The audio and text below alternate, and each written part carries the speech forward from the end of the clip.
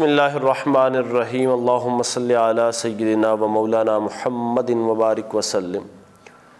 احباب محبت، یہود و نصارہ روز اول سے اسلام اور تعلیمات اسلام کے مخالف ہیں، اور یہ بات کسی سے ڈکی چھپی نہیں ہے۔ کاش کہ ہماری مسلمان امہ کو یہ بات سمجھ آ جائے کہ کبھی بھی غیر مسلم ہمارا دوست نہیں ہو سکتا۔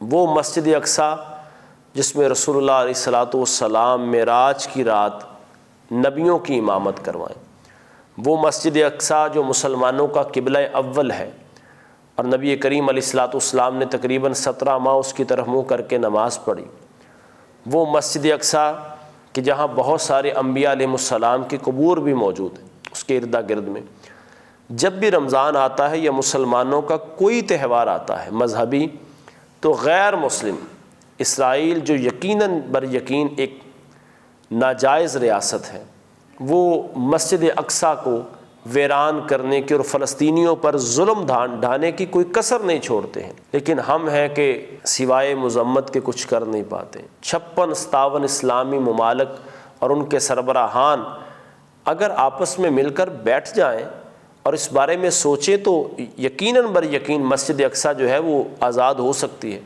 اور یہ ہر مسلمان کی تمنا بھی ہونی چاہیے کیا کہ اللہ تعالیٰ ہمیں زندگی میں وہ بہاریں عطا فرمائے اور وقت عطا فرمائے، اور ایسے لمحات آئیں کہ ہماری جبین جو ہے یہ مسجد اقصیٰ کی سرزمین پہ اللہ کی بارگاہ میں جھکنے والی ہو۔ مسجد اقصیٰ ہمارا قبلہ اول ہے، ہمارا ایمان ہے۔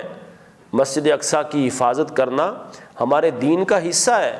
یہ فقط کوئی دیندار طبقے کی بات نہیں ہے کہ جی مولانا حضرات اس پر جو ہے یا دینی سوچ رکھنے والے لوگ ہی مسجد اقصیٰ کے بارے میں۔ مسجد اقصیٰ جو ہے یہ دین کے اندر ایک نمایاں مقام رکھتی ہے مسجد اقصیٰ، اور نبی کریم علیہ الصلوۃ والسلام نے، میں نے جیسے پہلے عرض کیا، معراج کی رات حضور کا جو پہلا پڑاؤ ہوا وہ مسجد اقصیٰ میں ہوا۔ نبی کریم علیہ الصلوۃ والسلام نے وہاں انبیاء علیہ السلام کو 1.25 لاکھ نبیوں کو نماز پڑھائی، یعنی ایک ہی وقت میں اللہ کے سارے نبی جس مسجد میں جمع ہو جائیں اس مسجد کو مسجد اقصیٰ کہا جاتا ہے۔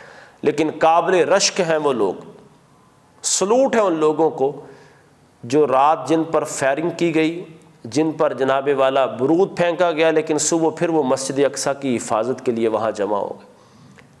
مسجد اقصیٰ آباد ہونے کے لیے، مسجد اقصیٰ جو ہے اس کی اینٹیں اور اس کی دیواریں پکارتی ہیں کاش کہ مسلم امہ آپس میں اتحاد کرے اور مجھے ان لوگوں سے چھٹکارا دلائے اور خالص اللہ کی توحید کا مرکز بنائے۔ وہ لوگ جو وہاں سجدہ کرتے یقیناً ان کے مقدروں پہ رشک کرنا چاہیے، اللہ تعالیٰ کی بارگاہ میں دعا کرنی چاہیے، اور دعا کے ساتھ ساتھ کچھ ہمت بھی کرنی چاہیے۔ فقط ہر کام دعاؤں سے ٹلنے والا نہیں ہوتا ہے۔ مسجد اقصیٰ کے بارے میں ہمت بھی کرنی چاہیے، سوچ اور لوگوں کو ترغیب دینی چاہیے کہ ہمارا قبلہ اول ہے، اس کی حفاظت ہماری ذمہ داری ہے، ہماری مذہبی ذمہ داری ہے، ایمانی ذمہ داری ہے کہ ہم مسجد اقصیٰ کے بارے میں، وہ نہتے لوگ جو اللہ کی بارگاہ میں مسجد اقصیٰ میں، دیکھیے ہم یہاں پہ پرسکون ماحول میں سجدے نہیں کرتے، لیکن وہ لوگ جو مسجد اقصیٰ میں جن پر گولیاں برسائی جاتی، جن پر ہر طرح کا جدید اسلحہ استعمال کیا جاتا، لیکن پھر بھی وہ اپنی جبینوں کو اپنے رب کی بارگاہ میں سربہ سجود کرتے اس مسجد اقصیٰ کے اندر۔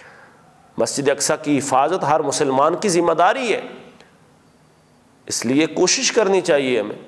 وہ میں نے ایک واقعہ پڑھا، سلطان صلاح الدین ایوبی کا پڑھا کہ وہ ساری زندگی جہاد میں گزری اور مسجد اقصیٰ کی حفاظت میں، اور جو ہے مسجد اقصیٰ کی حفاظت میں اور اس کو آزاد کروانے میں اور فتح کرنے میں گزر گئی۔ حج کرنے کے لیے یا عمرہ کرنے کے لیے بھی وہ وقت نہ مل سکا۔ سلطان صلاح الدین ایوبی سے کسی نے کہا کہ فلاں علاقے کا جو امام ہے وہ یہ کہتا ہے کہ جہاد سے کیا ملا ہے، جہاد کرنے سے کیا حاصل ہوا ہے، اور جناب والا لوگوں کو مارنے سے اور خود مر جانے سے کیا حاصل ہوتا ہے، آپ دعائیں کریں۔ سلطان صلاح الدین ایوبی ان کے پاس گئے اور پتہ کیا کہ آپ لوگوں میں بڑے مقبول ہیں، آپ لوگوں میں واعظ و نصیحت کرتے ہیں، قال قال رسول اللہ کی صدائیں آپ دیتے ہیں، لیکن آپ کا جہاد کے بارے میں کیا خیال ہے؟ عام سادہ سا لباس پہن کے گئے۔ اس نے کہا جہاد سے کیا ملا ہے، لوگ مرتے ہیں، اپنے مرتے ہیں، ان کے مرتے ہیں۔ انہوں نے کہا جی مسجد اقصیٰ کے بارے میں کیا خیال ہے؟ انہوں نے کہا جی آپ دعا کریں۔ تو سلطان صلاح الدین ایوبی نے فوراً خنجر نکالا اور اس کی انگلی کو کاٹ دیا۔ اب جب وہ تڑپا تو فرمایا بتا تو ہے کون، یعنی مومنوں کے لبادے میں تو کون ہے؟ وہ مومن ہی نہیں جو جہاد سے بھاگنے والا۔ اقبال نے اسی لیے کہا کہ مسلمان میری زندگی کا مقصد تیری دین کی سرفرازی، میں اسی لیے مسلمان، میں اسی لیے نمازی۔ اس نے کہا تو مومن ہے؟ اس نے کہا نہیں، میں یہودیوں کا ایجنٹ ہوں اور بھیس بدل کے مسلمانوں کی امامت کروا رہا ہوں۔ سو دین کے لبادے میں اور دینی طبقے میں جو ایسے لوگ چھپے ہوئے ہیں جو کہتے ہیں جی جہاد سے کچھ حاصل نہیں ہوگا، یاد رکھیے غیر مسلم کا علاج سوائے جہاد کے کوئی اور چیز نہیں، اسرائیل کا علاج سوائے جہاد کے کچھ نہیں۔ ہماری دعا ہے کہ اللہ تعالیٰ فلسطینیوں کو، مسجد اقصیٰ کو، ہمارے قبلہ اول کی حفاظت فرمائے اور ان پر اپنا کرم عطا فرمائے۔ وما توفیقی الا باللہ۔